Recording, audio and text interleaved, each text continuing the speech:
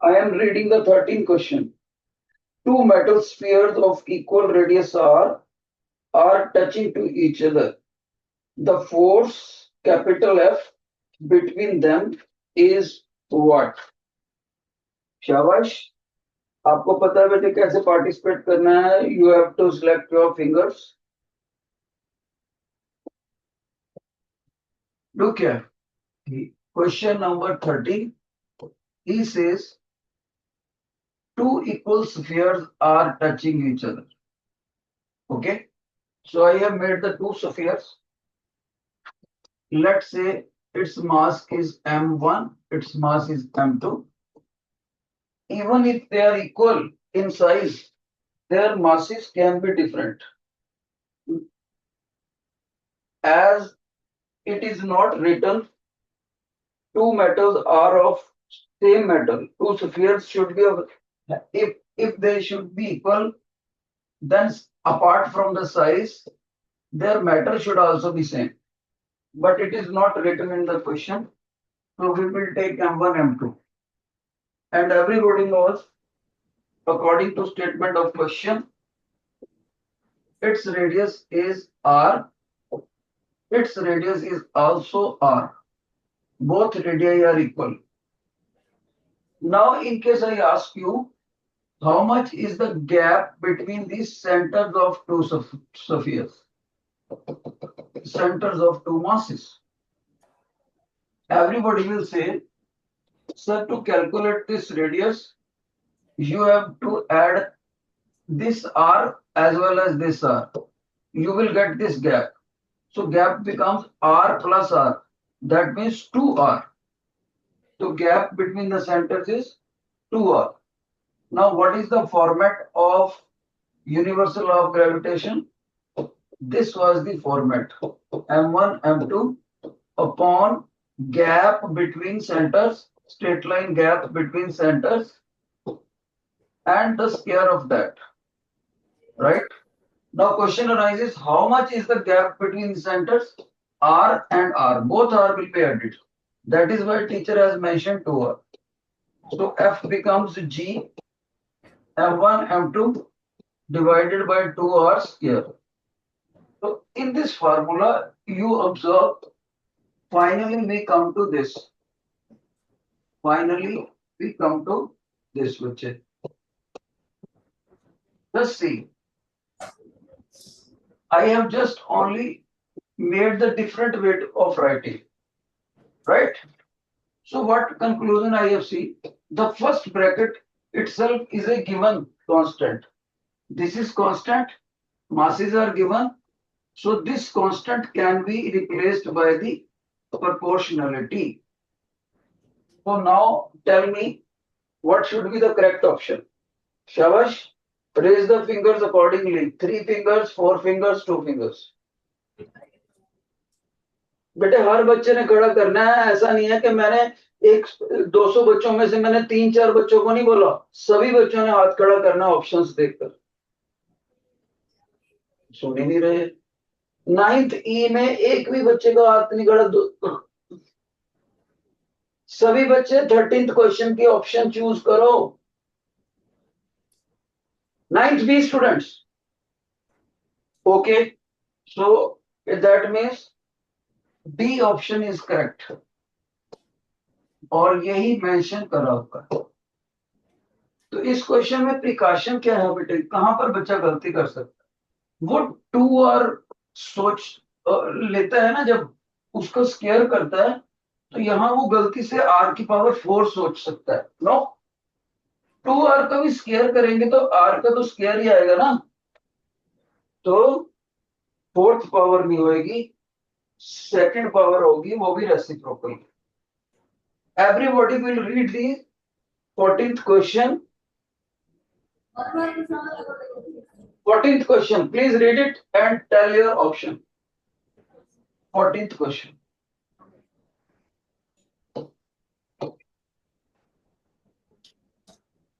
On the surface of Earth, the force of attraction between two masses kept at distance t is 6 Newton. Okay. If these two masses are taken to the surface of Moon, and kept at the same distance apart, force between them will be what? ध्यान से सुनो क्या कह रहा है। कह रहा है ये हमारी अर्थ है, इसके ऊपर हमने दो मासेस को रख दिया। ये लो बच्चे, एक मास ये रख दिया, एक मास ये रख दिया। Let's call it M1 M2, और उनके सरफेसेस के गैप, सेंटर्स में गैप आर कर देते हैं। तो फोर्स ऑन अर्थ जो होएगा ना बेटे, आपको पता है उसने कितना दे रखा है। सबसे पहले तो हमें ये फॉर्मेट लगाना पड़ेगा। आर की बजाय उसने डी गैप दिया है क्वेश्चन में, तो हम डी का स्क्वायर कर देते हैं। ये आएगा force between the given two masses on the surface of earth. कहता अगर इसको मून के ऊपर ले जाए, दोनों मासेस को मून के ऊपर, ये लो, ये मून का सरफेस हो गया, और हमने इसके ऊपर ये दो मासेस पहले की तरह दिखा दिए, M1 M2, और वो कहता है सेम डिस्टेंस पर रखे हुए मून पे। इस बार भी डिस्टेंस डी है। अब सभी बच्चे बताओ, क्या ये फोर्स इसके बराबर होएगा या अलग होएगा या 1/6 होएगा, कितना होएगा? Pick up your option. शाबाश, रेज योर फिंगर अकॉर्डिंगली।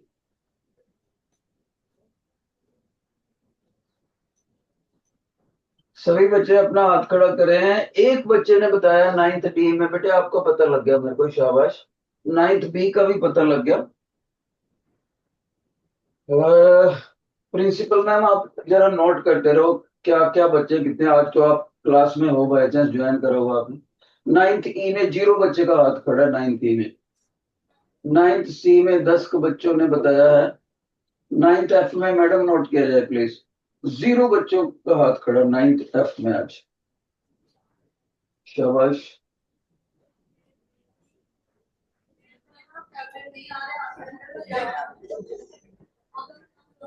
तो जब हम मून के ऊपर हम देखते हैं तो इसका फॉर्मूला होता है ये G(M1 M2) upon D square.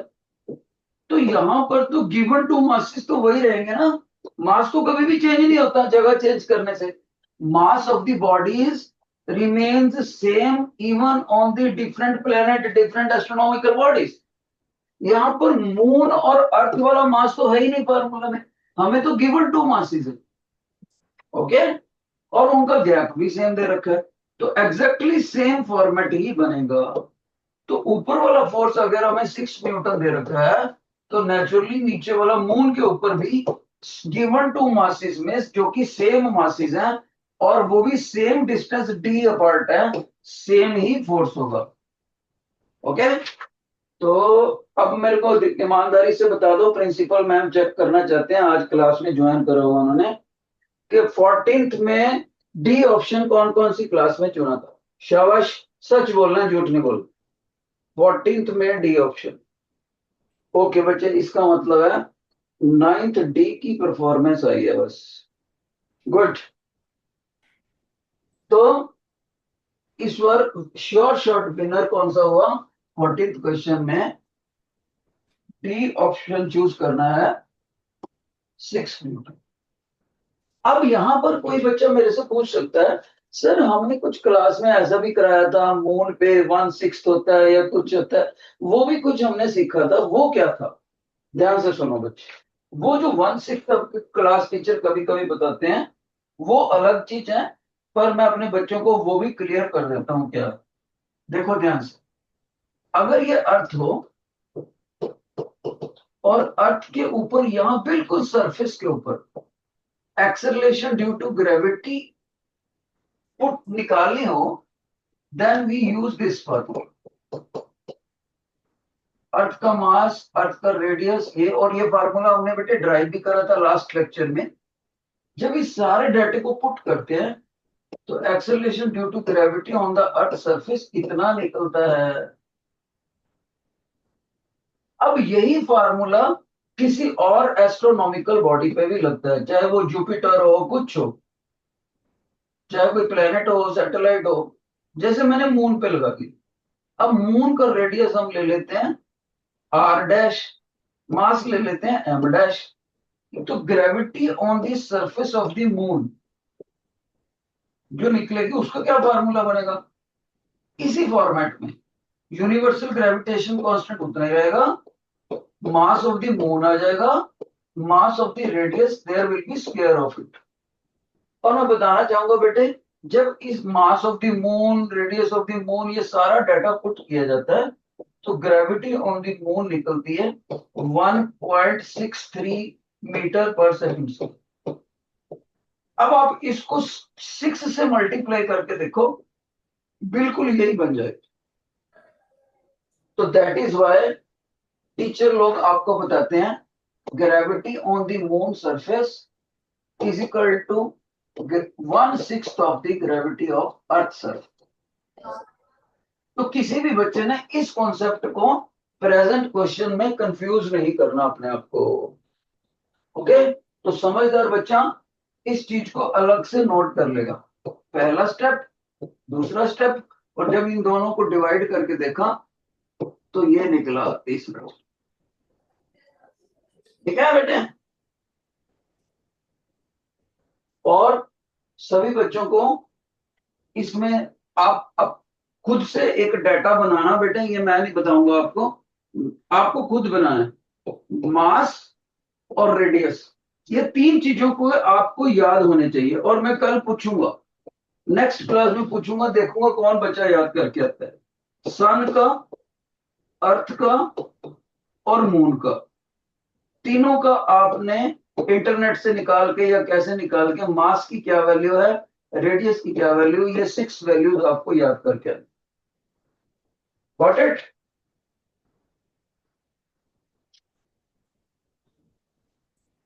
जिन बच्चों को ये वाला पॉइंट समझ आ गया please raise your right hand.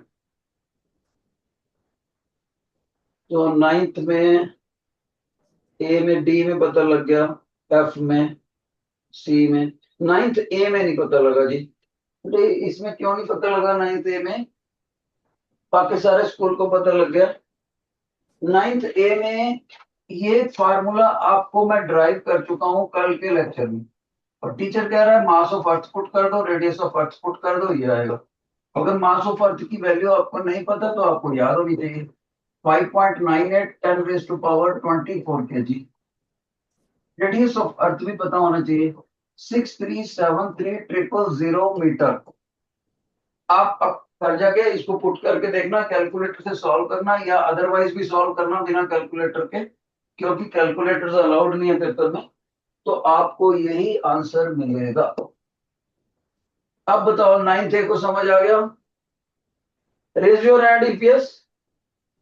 हाँ, तो या तो आपको पिछली बार समझ में नहीं आया था या फिर आप लेजी रह गए। Let's move to question number 15।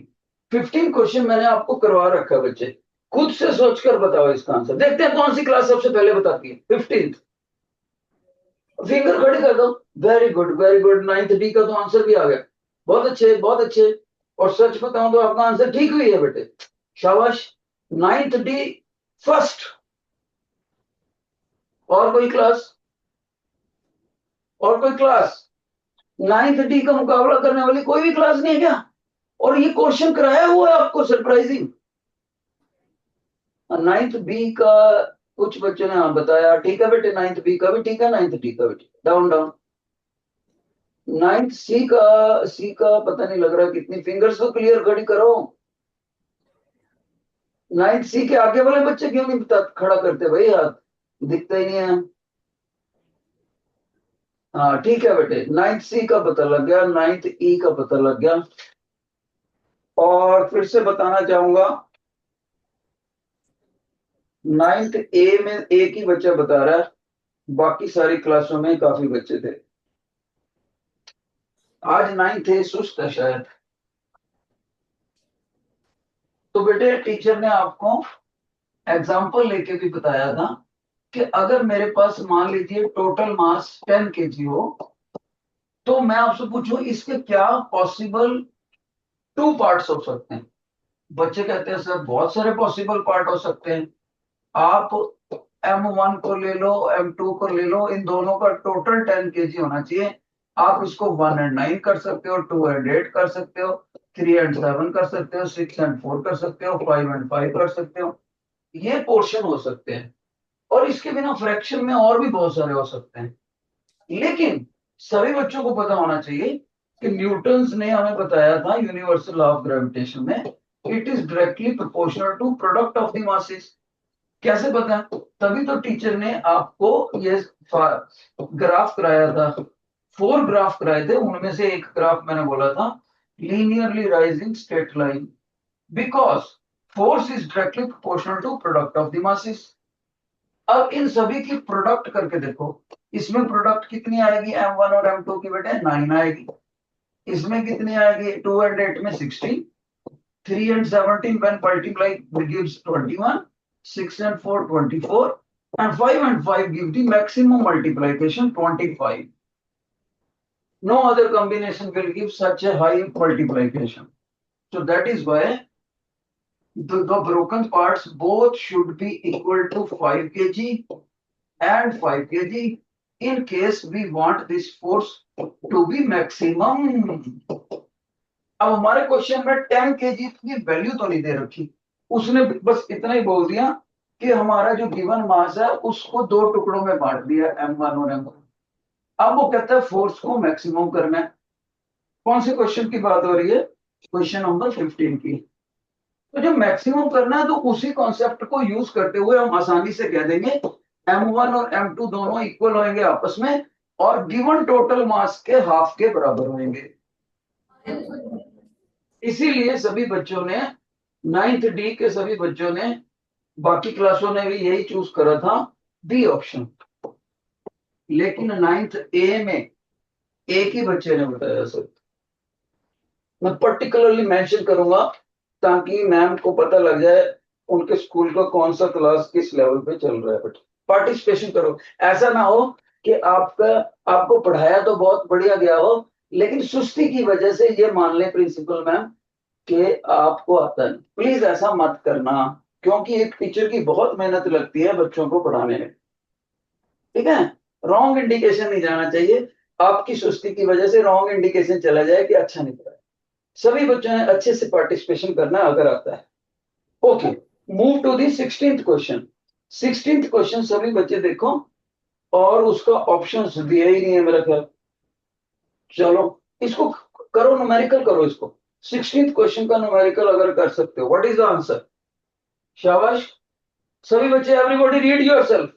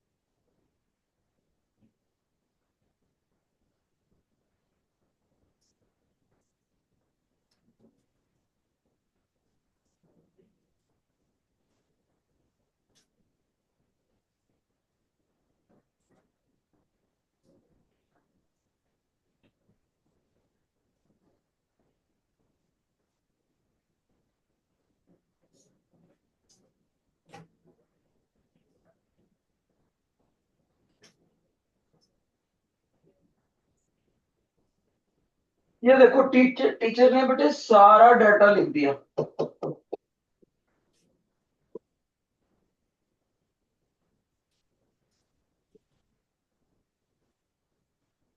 अब वो कहता है अर्थ और सन में फोर्स कितना है, फोर्स कितना है।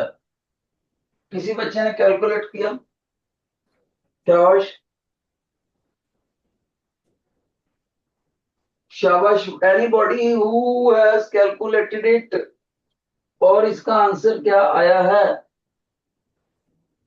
ग्रेविटेशनल कांस्टेंट की वैल्यू भी अप्रोक्सीमेट दे रखी है इस बार। कहता है इतनी यूज करनी है हमको।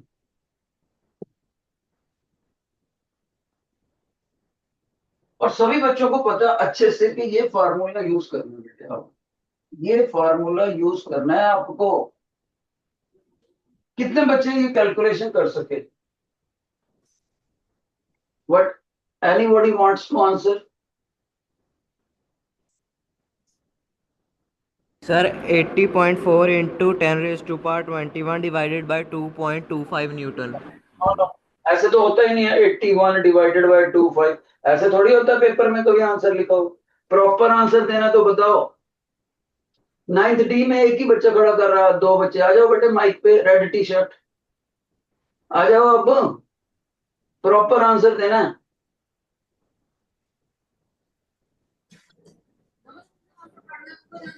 3.56 10 is to power 20। 3.56 से 10 is to power 20। 10 raise to power 20। Okay बैठ जाओ। न्यूटन भी बोलना चाहिए साथ में। पूरे स्कूल में एक ही आंसर आया नाइन्थ डी में, और मैंने अभी तक इसको सही नहीं बोला। अगर ये भी गलत हुआ मान लो, अगर ये मान लो गलत हुआ, तो कितना कमजोर है कैलकुलेशंस में आप। एक ही बच्चे ने आंसर दिया है, बाकी क्लासेस दे ही नहीं रही। क्या आपको कैलकुलेशन नहीं करनी आती बेटे? कैलकुलेशन क्लास टीचर थोड़ी सिखाएगा, या मैं थोड़ी सिखाऊंगा। क्लास नाइन्थ क्लास तक आपको कैलकुलेशन करनी आ जानी चाहिए। ये तो आपको सेवंथ में ही आ जानी चाहिए। शाबाश। मैं क्लियरली मैम नोट किया जाए प्लीज। नाइन्थ ए में कोई बच्चा बताना चाहता है answer? Ma'am zero student. Ninth B में anybody with calculations done? Note करिए जी, zero student. Ninth C zero student. Ninth D में बता दिया बच्चों ने। Ninth F, ninth E, anybody done calculations? Ninth E no. तो याद रहे, पूरे स्कूल में नाइन्थ डी में से दो बच्चों के हाथ खड़े करे थे, उनमें से एक बच्चे ने ये कैलकुलेशन दी है। अब टीचर प्रॉपर पूरा आंसर सॉल्व करके दिखाएगा आपको बोर्ड पे। देखते हैं कि ये बच्चा सही है कि नहीं। अगर मान लो ये भी गलत होता है तो सारा स्कूल फिर कैलकुलेशंस में वीक। अगर ये सही हो गया तो थोड़ा बहुत रिस्पेक्ट है आपको। सर एक 351.1 इंटू 10⁻21 न्यूटन। 351 बेटे इंटू 10 टू, सर 351.1 इंटू 10⁻21। हाँ उसके आसपास ही है आपका भी, देखो। चलो, डेसिमल में इधर उधर थोड़ा सा फर्क है। ओके।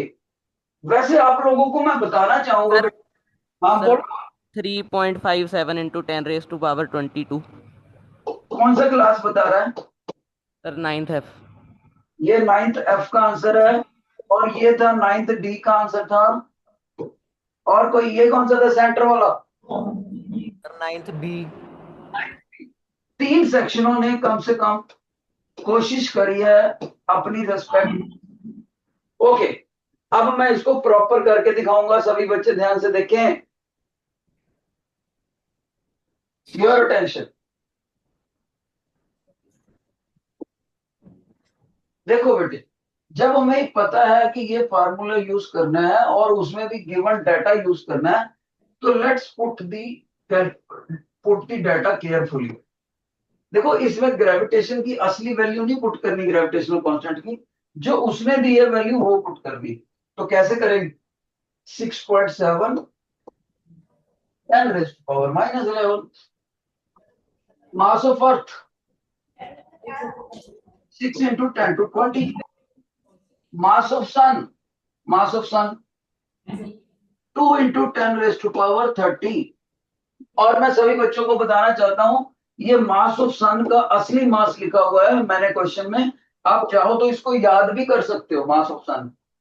और सन और अर्थ में ये जो एवरेज गैप है, स्ट्रेट लाइन, ये भी मैंने बिल्कुल असली लिखी हुई है। आप चाहो तो इसको याद कर सकते हो। और इस गैप को, अर्थ और सन के बीच में जो गैप होता है एवरेज, उसको बोलते हैं एस्ट्रोनॉमिकल यूनिट। एस्ट्रोनॉमिकल यूनिट बोलते हैं उसको, अगर याद करना है तो। ओके, तो अब मेरे पास आर रह गया, आर को भी लिख देता हूं। आर कितना हो गया ये बेटे 1.5 इंटू 10⁻11, लेकिन आर का स्केयर होता है। एक बार फिर से लिख देते हैं 1.5 इंटू 10⁻11। अब सीख लेना कैलकुलेशन कैसे करनी है, एक बच्चे ने करी है पूरे स्कूल में। तो अभी अभी आप टीचर का देखोगे नहीं ध्यान से, फिर आप पेपर में भी मार्क कर। ध्यान से देखो, जितने भी डिजिट बिना 10 के हैं उनको साइड पे कर दो। देखो 6.7 अलग कर दिया, 6 अलग कर दिया, 2 भी अलग कर दिया, 1.5 अलग कर दिया, 1.5 अलग कर दिया। बाकी सारी जीरोस को देखो कैसे, 10⁻⁻11, ये कितना है 24 ऐड कर दिया, ये कितना है 30 ऐड कर दिया, और ये दोनों 11 11 डिनोमिनेटर में है, ऊपर जाएंगे तो दोनों माइनस के हो जाएंगे, -11 और -11 ये सेट कर दिया। तो अगले स्टेप में हम देखते हैं, तो पहले तो हम जीरोस को ही सेट करके आते हैं। देखो 11 11 11, 33 तो नेगेटिव के हो गए, और 24 और 30, इसका मतलब 54 प्लस के हो गए। इनका आपस में मुकाबला करा, तो यहाँ 1 यहाँ 2, तो 10⁻21 तो आ गया इधर। अब बाकी का पोर्शन सॉल्व करते हैं, सीखते हैं कैसे करना है। देखो बेटे 67 और 57 दोनों में एक एक बार डेसिमल है, ये 10 नीचे आएगा, इसका 10 ऊपर चला जाएगा, खत्म हो जाएगा। तो इनके डेसिमल खत्म हो गए, तो मैंने लिख दिया 67/15। और देखो ये 15 है, ये 6 है, इसका 10 ऊपर लेके जाएंगे तो सेकंड ब्रैकेट बनेगी 10/15, और ये 2 एज इट इज पड़ा है। तो बाकी मल्टीप्लीकेशन देखो टीचर ने आसान बना लिया। कैलकुलेशन करने का तरीका सीखो, टीचर कैसे कर रहा है। आप लोग क्या करते हो, नीचे मल्टीप्लीकेशन करने लग जाते हो। डिनोमिनेटर में मल्टीप्लीकेशन करना सबसे बड़ी गलती होती है, उससे कैलकुलेशन टफ होती है। डिनोमिनेटर में तो कभी भी नहीं करनी गलती से। अब हम इसको मल्टीप्लाई करेंगे, देखो 15 को 4 से मल्टीप्लाई करें तो 60 आता है, तो 4 आ गया यहाँ पर, और 2 यहाँ पर आ गया, और इसको डेसिमल में कन्वर्ट कर लेते हैं। 67 को 15 से डिवाइड करा तो ये 4 पॉइंट अप्रोक्सीमेटली। तो जैसे देखो इधर से आप इतनी सी आप कर सकते हो साइड पे बेटे, मैं देखो बच्चा मान के सॉल्व कर रहा हूं ताकि मेरे बच्चे को अच्छे से आ जाए। ओके, तो फिर से भी 4 ही जाएगा, 10 आ गया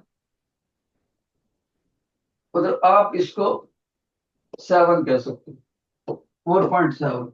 तो 10⁻21 चल ही रहा है, ये हमारा रफ वर्क। अब इसको 8 बन गया, देखो 8 को इससे मल्टीप्लाई कर दो, 5 3 2 के बाद डेसिमल 10⁻21। साइंटिफिक नोटेशन कहती है डेसिमल एक ही डिजिट के बाद होना चाहिए, तो जब डेसिमल इधर खींचता है तो पावर बढ़ जाती है। तो ये एफ बन गया 3.576 इंटू 10⁻22 न्यूटन। अब देखते हैं किसका सही है। पहला क्वेश्चन गलत हो गया, पावर गड़बड़ कर दी बच्चे ने। दूसरा क्वेश्चन 2 डेसिमल इधर कर दिया, और तीसरे क्वेश्चन भी, ये दोनों क्लासें ठीक होगी, मोर और लेस इनको सही कहा जाएगा। सबसे बढ़िया आंसर ये लास्ट वाला है, 9th F। 9th F answer बेटे, आप विनर हुए, शाबाश। From my side clapping for 9th F। 9th F first आया, लेकिन बाकी ये 9th B भी ठीक है, 9th D थोड़ी सी गलती कर गया, और बिल्कुल एक्यूरेट 9th F का। और याद रहे इसमें A section, C section, E section, D section, ये चारों सेक्शन बिल्कुल भी परफॉर्म नहीं कर पाए। आप बच्चों की कैलकुलेशंस कमजोर हैं। कैलकुलेशन फास्ट करने के लिए टीचर ने क्या बोला, टीचर ने बोला डिनोमिनेटर को कभी भी मल्टीप्लाई नहीं करना। कुछ बच्चे 15 को 15 से मल्टीप्लाई करके 2.25 ऐसे बना देंगे नीचे, और वो पेपर में डिवाइड ही नहीं कर पाएंगे, इतनी बड़ी डिवीजन ना वहां पर टाइम होता है। आपने इनको छोटी छोटी सब डिवीजनों में कन्वर्ट कर देना है, फिर उनको मल्टीप्लाई करना है आपस में। This is the best way to do the quick calculations. Question number 16। शाबाश। कौन सी ऑप्शन है, जल्दी बताओ, कंपटीशन इज ऑन। देखते हैं नाइन्थ नाइन्थ एफ को कौन हरा पाता है। आज आज का विनर अभी तक नाइन्थ एफ और नाइन्थ डी में कड़ा मुकाबला है इस बार, नाइन्थ एफ और नाइन्थ डी में, क्योंकि नाइन्थ एफ ने न्यूमेरिकल है बहुत अच्छा, और नाइन्थ डी का ओवरऑल परफॉर्मेंस अच्छा है। 17th क्वेश्चन में क्या ऑप्शन है? ओके बेटे, नाइन्थ डी का पता लग गया मेरे को, शाबाश। नाइन्थ एफ का भी पता लग गया, बहुत अच्छे। नाइन्थ सी की एक्स्ट्रा ऑर्डिनरी परफॉर्मेंस इस बार, नंबर ऑफ पार्टिसिपेंट्स बहुत अच्छे। Down down ninth C. Ninth E में, नाइन्थ ई में जीरो पार्टिसिपेशन। नाइन्थ ई में एक भी बच्चा आंसर नहीं दे सका। नाइन्थ नाइन बी में बहुत अच्छे बेटे, आपको पता लग गया। नाइन्थ ए में, नाइन्थ ए में 5 बच्चों के हाथ खड़े हैं मेरे ख्याल। हाँ नहीं नहीं, ज्यादा है ज्यादा। ओके, तो नाइन्थ ई में सिर्फ नाइन्थ ई जवाब नहीं दे सकी इस क्लास, इस क्वेश्चन का। Ninth E could not reply the 17th question, जबकि इस क्वेश्चन का बहुत ही आंसर आसान था। 17th का ए ऑप्शन था। आपको डायरेक्ट ये फार्मूले को टिक करना था, जो कि हम कल के लेक्चर में ड्राइव भी कर चुके हैं। ये ड्राइव कर चुके हैं, देख लो भाई। नाइन्थ ई के किसी भी बच्चे ने इसके ऊपर हाथ नहीं खड़ा करा, ए ऑप्शन। ओके, अब बताओ 18th क्वेश्चन में क्या performance. What is your picked up option 18th? Which of the following explain by astronaut feel weightlessness in A satellite. Satellite के अंदर जो भी एस्ट्रोनॉट होते हैं आर्टिफिशियल सैटेलाइट में, वो ये क्यों महसूस करते हैं कि हमारा वेट ही नहीं। शाबाश। नाइन्थ एफ ने बड़ा अच्छा जवाब दिया भाई सर, बहुत अच्छे बहुत अच्छे। आपका जवाब मेरे को पता लग गया बेटे। और कोई बच्चा नाइन्थ एफ में? नाइन्थ ई ने, नाइन्थ ई ने बहुत अच्छे बेटे। आपने तो इस बार तो मेरा दिल खुश कर दिया, पिछली बार मेरे को उदास कर दिया था आपने। बहुत अच्छे बहुत अच्छे। तो सबसे बढ़िया पार्टिसिपेशन इस बार नाइन्थ सी का भी बहुत अच्छे। आपका आंसर तो पता लग गया मेरे को। अब मेरी बात सुन लो, लेकिन कहीं कहीं पर आपने, कुछ क्लासों ने गलत आंसर भी दिए हैं, मैं नाम नहीं लेना चाहता।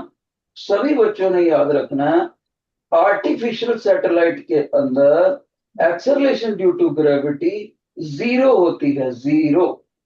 ओके, तो आपने इसमें फ्री फॉल का आंसर नहीं देना, आपने इसमें बोलना है एक्सेलरेशन ड्यू टू ग्रेविटी जो है, नो ग्रेविटी एक्ट इसमें, they are very far away, गलत। They are free fall from each other. बेटे इसको ना, ये नाइन्थ बी की ऑप्शन को थोड़ा सा, बी की ऑप्शन की लैंग्वेज थोड़ी सी सही करो। नाइन्थ बी, सॉरी 18th की बी ऑप्शन की लिखो, the value of g is zero, everywhere को काट के लिख दो inside the satellite, inside the satellite कर दो एवरीवेयर। ओके, तो याद रखना सैटेलाइट जो होती है ना, उसके अंदर, और मैन उसके अंदर ये जीरो होता है। तो वेट का फार्मूला क्या होता है, एम जी। तो जब ग्रेविटी को जीरो पुट करेंगे तो वेट कितना हो गया, 0 न्यूटन। जब वेट है ही नहीं, तो हम उस चीज को बोलते हैं वेट लेसनेस। वेट का 0 न्यूटन होने को वेटलेसनेस बोलते हैं। Okay, move to the 18th question. अच्छा ये 18th ही था। 19th question.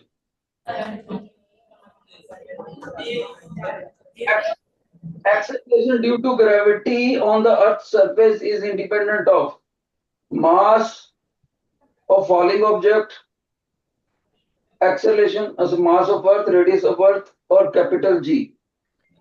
वो बोलता है कि स्मॉल जी किस चीज के ऊपर does not depend, does not depend, ये बताना है आपने। अर्थ के ऊपर, अर्थ के सरफेस के ऊपर एक्सेलरेशन ड्यू टू ग्रेविटी जो महसूस करी जाती है, वो किस चीज पे, चारों ऑप्शन में से नहीं डिपेंड करती, इंडिपेंडेंट है। शाबाश, pick your option. Ninth B का, नाइन्थ बी कहती है फोर्थ ऑप्शन। ओके, डाउन, पता लग गया आपका। नाइन्थ डी कहती है फर्स्ट ऑप्शन। ओके, नाइन्थ ई, ई क्या कह रही है? नाइन्थ ई फर्स्ट ऑप्शन कह रही है। नाइन्थ सी भी फर्स्ट ऑप्शन कह रही है। Ninth F, ninth F first option. Ninth A क्या कह रही है? नाइन्थ ए, नाइन्थ ए में आखिर के पांच बच्चे ही बस बोलते हैं यूजुअली, तो इसमें भी वो फर्स्ट ऑप्शन क्या है? तो मैं बताना चाहूंगा बेटे, इसका फर्स्ट ऑप्शन ही करेक्ट है, ए ऑप्शन करेक्ट है। कैसे? कोई बच्चा कहेगा कैसे सर? मैं कहूंगा बेटे, छोटा सा फुटबॉल रखा था हमने अर्थ के सरफेस के ऊपर, उसका मास स्मॉल एम लिया था कल के लेक्चर में, ये कैपिटल है। तो जब मैंने एक्सेलरेशन ड्यू टू ग्रेविटी का फार्मूला निकाला था, तो ये निकाला था, और देखो ये लिखा भी हुआ है इधर। मास तो कभी आया ही नहीं कहीं पर भी, तो फुटबॉल का मास तो आया ही नहीं। यानी जो बॉडी गिर रही है अर्थ के सरफेस के ऊपर, उसके मास के ऊपर इंडिपेंडेंट है। मास of the falling falling body के ऊपर कभी भी एक्सेलरेशन ड्यू टू ग्रेविटी नहीं डिपेंड करता। तो 11th क्वेश्चन का ए ऑप्शन था। और एक क्लास ने गलत बताया, बाकी सभी ने ठीक बताया। 20th क्वेश्चन करके बताओ, शाबाश। 20th, pick your option. Question 20, select your option and raise the fingers accordingly. Ninth F तो जवाब भी देने लग गया भाई, वेरी क्विक। पता लग गया मेरे को नाइन्थ एफ का, शाबाश, मैंने नोट कर लिया। और कोई बच्चा? नाइन्थ सी भी कुछ कुछ कह रहा है। हाँ बेटे, आपका भी पता लग गया। डाउन डाउन, बहुत अच्छी परफॉर्मेंस, बहुत अच्छे। सभी बच्चे एक ही कह रहे हैं नाइन्थ सी में। नाइन्थ सी और नाइन्थ एफ ने इस बार मेरा दिल कुछ। नाइन्थ डी का भी पता लग गया, बहुत अच्छे। बाकी नाइन्थ बी में कोई बोल नहीं रहा, एक भी बच्चा नहीं बोल। नाइन्थ ई में, नाइन्थ बी में अब बोला, अब बोला तीन चार बच्चों ने। सुन गया बेटे मेरे को आपका। और नाइन्थ ए में, ओके, ठीक है बेटे। तो अब हम इसको करके भी देखते हैं। सभी क्लासेस ने एक ही ऑप्शन पिकअप करा है, तो मैं इसको करके भी दिखाऊंगा आपको। कहता, ध्यान से सुनो, हमारी ये अर्थ है बच्चे, ठीक है? और हमें अगर पता है इसका मास एम है और इसका रेडियस आर है, तो हमने एक्सेलरेशन ड्यू टू ग्रेविटी का ये स्टैंडर्ड फार्मूला याद करा था, और आपको अच्छे से पता भी है। लेकिन वो प्रेजेंट क्वेश्चन में बोलता है कि अर्थ के मास को मैंने डबल मासिव कर दिया, साइज सेम रखा। तो हम भी कर देते हैं भाई, तो अर्थ के मास को डबल कर देते हैं, यानी this has been made double, twice M, और साइज सेम रखा हुआ है, तो यहां तो आर स्क्वायर ही आएगा। तो इसका मतलब जी डैश की वैल्यू क्या बन जाएगी? Twice G M upon R का स्क्वायर। और ये वाली जो ब्रैकेट है और ये वाली ब्रैकेट सेम है, इसको यहां रख दो, तो ट्वाइस ग्रेविटी के बराबर हो जाएगी, दुगनी हो जाएगी, दुगनी। ओके, कौन से में? 20th क्वेश्चन में। तो 20th क्वेश्चन का बी ऑप्शन सारे स्कूल ने सही दिया जवाब, सारे स्कूल ने। इसके लिए आपको शाबाश दी जाती है। लेकिन बेटे असली क्वेश्चन तो 21st क्वेश्चन है, इसमें बताओगे तो मजा आएगा। 21st अब मुश्किल वाला क्वेश्चन है।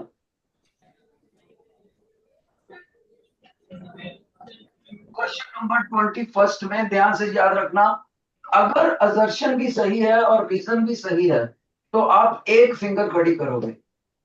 अगर असर्शन सही, रीजन गलत, तो डबल फिंगर। और तीन फिंगर तब खड़ी करोगे अगर रिवर्स होगा, असर्शन गलत होएगा और रीजन सही। और फोर्थ फिंगर भी हो सकती है, असर्शन और रीजन दोनों गलत होंगे तो आपको फोर फिंगर खड़ी करनी। शाबाश, raise your fingers according to your option. क्या है असर्शन में? The value of acceleration due to gravity decreases as we go from poles to the equator. Next, the equatorial radius of the earth is greater than that of polar radius. Ninth D कह रहा है, okay, ninth D का पता लग गया बच्चे मेरे को। नाइन्थ सी क्या कह रहा है? नाइन्थ सी, ओके बेटे पता लग गया। नाइन्थ एफ, नाइन्थ एफ का आपका गलत हो गया बेटे, नाइन्थ एफ का गलत हो गया इस बार। नाइन्थ ई, नाइन्थ ई आपको पता लग गया। नाइन्थ बी, नाइन्थ बी का ठीक हो गया। नाइन्थ ए, नाइन्थ ए में, नाइन्थ ए में तो मिक्स्ड आंसर आ रहा है भाई। ओहो गुड, एक सेक्शन का गलत हुआ है, बाकी सबको सही हो गया। याद रखना बेटे, इसमें दोनों सही है। तो इसमें मैं आपको समझा भी दूं, ध्यान से सुनना। अब आप लोगों को शायद लगता होगा कि हमारा जो अर्थ है वो एक एग्जैक्ट स्फीयर है, एग्जैक्ट स्फीयर, और आप इसको यस मानते हो, लेकिन आपका टीचर आपको बताना चाहता है कि ये नो है। Earth is not an exact sphere.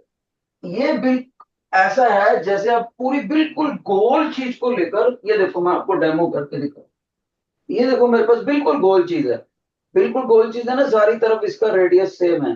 तो आपकी जो अर्थ है बिल्कुल गोल ना होकर नॉर्थ पोल, जहां से मेरी उंगली टैप कर रही है, नॉर्थ पोल, और नीचे जहां मेरा अंगूठा रखा हो साउथ पोल, यहां से ये थोड़ी सी पिचकी होती है अंदर को। ये देखो मैंने अंदर को दबा दिया। तो याद रखना, पोलर रेडियस छोटा होता है, इक्वेटर रेडियस बड़ा होता है। और बताना चाहूंगा, ये वाला पोलर रेडियस है, पोलर रेडियस, और नीचे को भी क्या है, पोलर रेडियस ही है। लेकिन लेफ्ट और राइट और सारी साइडों पर जो है हॉरिजॉन्टली, ये इक्वेटर रेडियस होता है, इक्वेटर। और बताना चाहूंगा, इक्वेटर रेडियस बड़ा होता है और पोलर रेडियस छोटा होता है। और समझदार बच्चे ने याद कर लिया होगा कि इन दोनों को अगर आपस में माइनस किया जाए तो 21 किलोमीटर का फर्क होता है। नोट कर लो, 21 किलोमीटर। और इसका मीनिंग ये हुआ कि कोई इंसान अगर इक्वेटर से पोल की तरफ जाएगा, चाहे नॉर्थ पोल की तरफ चले जाए चाहे साउथ की तरफ, तो रेडियस कम होता जाएगा।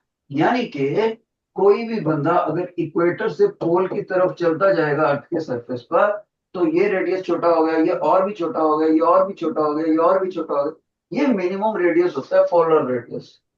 तो याद रखना है, while going from equator to pole radius falls. एक तो ये याद रखना बेटे आपने, दूसरा इनका डिफरेंस भी याद रखना है। ये होगी एक बात। दूसरी बात, अब टीचर ने आपको एक्सेलरेशन ड्यू टू ग्रेविटी का फार्मूला ये करवाया था। इसका मतलब ये हुआ, ग्रेविटी जो है रेडियस के स्क्वायर के इनवर्सली प्रोपोर्शनल है।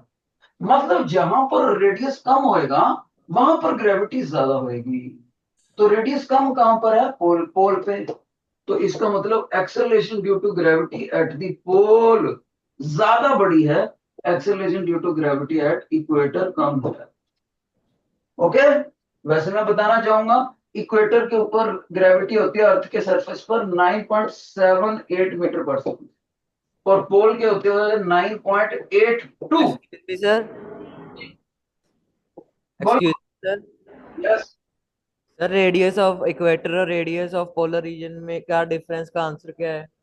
21 kilometre, 21 kilometre. Okay sir, thank you sir. और याद रखना है, इन दोनों वैल्यूज का जब हम एवरेज लेते हैं ना, एवरेज पोल वाली और इक्वेटर वाली को, देखो पोल वाली और इक्वेटर वाली ग्रेविटी का जब एवरेज लेते हैं ना, ऐड करके 2 से डिवाइड करें, तब उस एवरेज वैल्यू की वैल्यू आती है 9.8 मीटर पर सेकंड, और उसी को हम न्यूमेरिकलों में यूज कर लेते हैं। तो सभी बच्चों ने डाटा भी नोट कर लेना। देखो टीचर ने आपको ज्यादा डिटेल में बता दिया, 1 पॉइंट, 2 पॉइंट, 3 पॉइंट।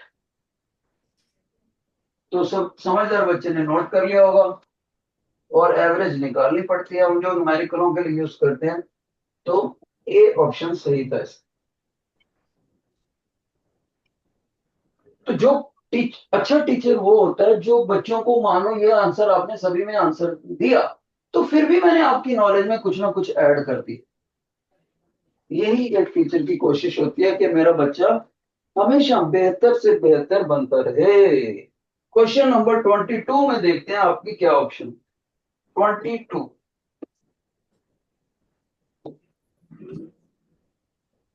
क्वेश्चन 22 में आप क्या कहना चाहते हो? फिर से वही टेक्निक, असर्शन रीजन दोनों सही तो एक ऑप्शन, असर्शन रीजन दोनों गलत तो fourth option, four fingers. Assertion सही, रीजन गलत, असर्शन गलत, रीजन सही। What is your option?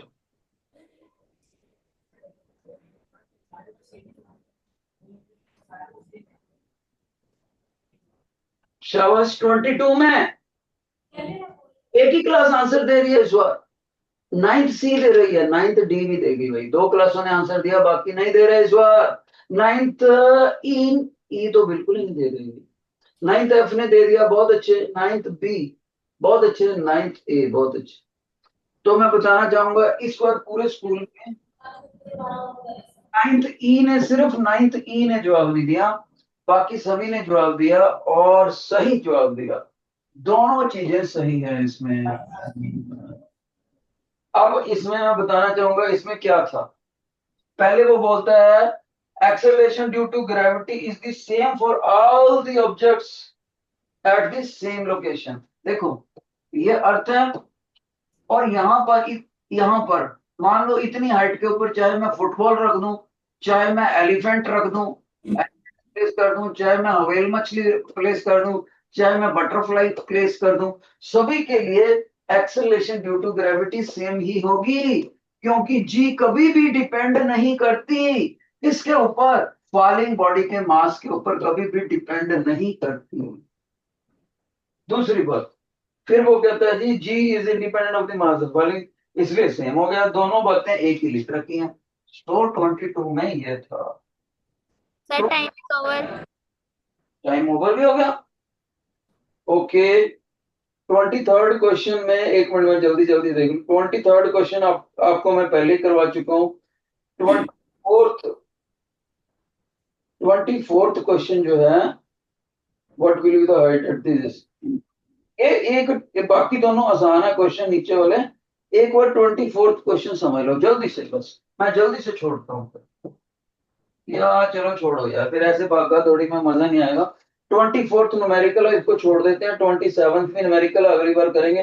25th में देखो, ए बॉल इज ड्रॉप्ड फ्रॉम, ये भी न्यूमेरिकल है, अगली बार करेंगे। 26th ये भी न्यूमेरिकल है, अगली बार ही करेंगे। ठीक है, शाबाश। तो ये फ्री फॉल के ऊपर हो गया, इसको हम अगली बार करें। जिन बच्चों को आज का लेक्चर अच्छा लगा, समझ आया, तो मेरे को एक बार ऐसे वेव करके दिखा दो, दोनों हाथों से, दोनों हाथों से, प्लीज प्लीज प्लीज। तो भाई 9th एफ को छोड़कर बाकी क्लासों को अच्छा लगा, थैंक यू। उम्मीद करूंगा अगली बार 9th एफ को भी अच्छा लगे।